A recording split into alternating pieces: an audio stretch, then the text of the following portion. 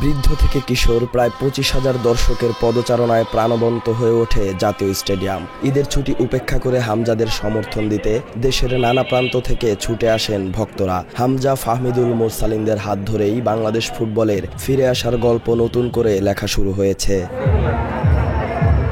এই ফিরে আসার গল্পের নায়ক শুধু ফুটবলাররা না, এই গল্পের অন্যতম নায়ক ভক্তরা। মাঠে তাদের উপস্থিতি হামজাদের চালিকা শক্তি হিসেবে কাজ করে। একসময় ফুটবল থেকে মুখ ফিরিয়ে নেওয়া দর্শকরা নেচে গেয়ে উৎসবমুখর আবহে খেলা উপভোগ করেছেন। তাদের উপস্থিতিতে কানায় কানায় পূর্ণ হয়ে ওঠে জাতীয় স্টেডিয়াম। ফুটবলের ফিরে আসার জোয়ারে নতুন করে সেজেছে জাতীয় স্টেডিয়ামও। ভাঙা চেয়ার থেকে বৃষ্টিতে ডুবে যাওয়া মাঠ, সবই ফিরেছে নতুন রূপে।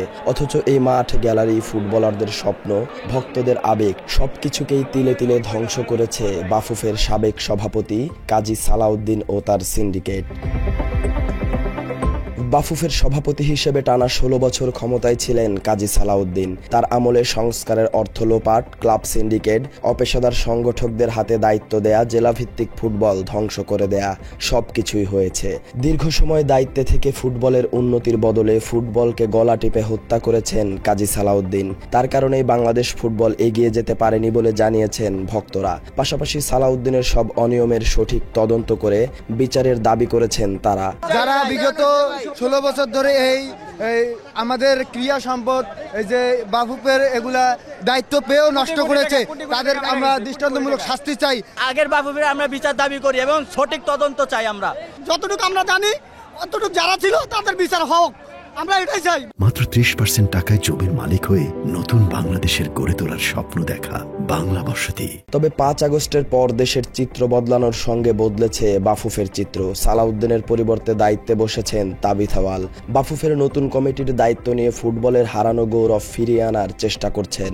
হামজা চৌধুরী সহ প্রায় হাফ ডজন বাংলাদেশি বংশোদ্ভূত প্রবাসী ফুটবলারদের দলে ভিড়িয়ে তার প্রমাণ দিয়েছেন। এতে মাঠমুখী হয়েছেন দর্শকরাও। পূর্বের যে ম্যানেজমেন্ট ছিল বাফুফের, সেই বাফুফের দিন দিন আস্তে আস্তে ডেভেলপ হচ্ছে।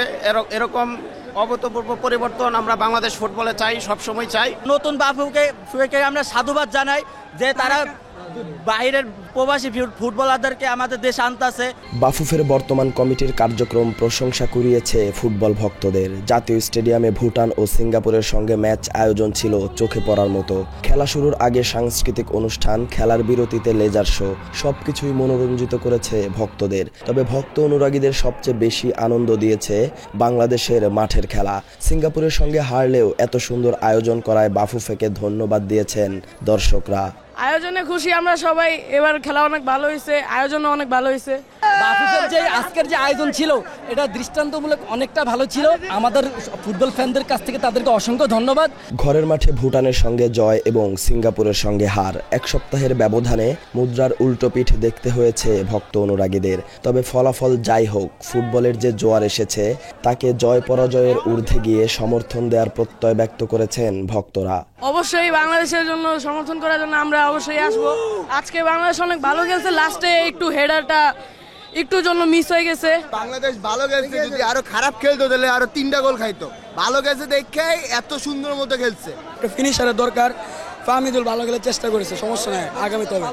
Everything is fantastic, we always support our country Bangladesh.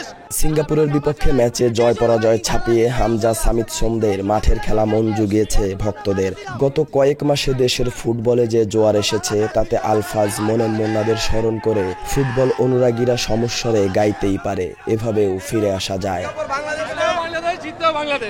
Salauddin Saju, Bangla addition.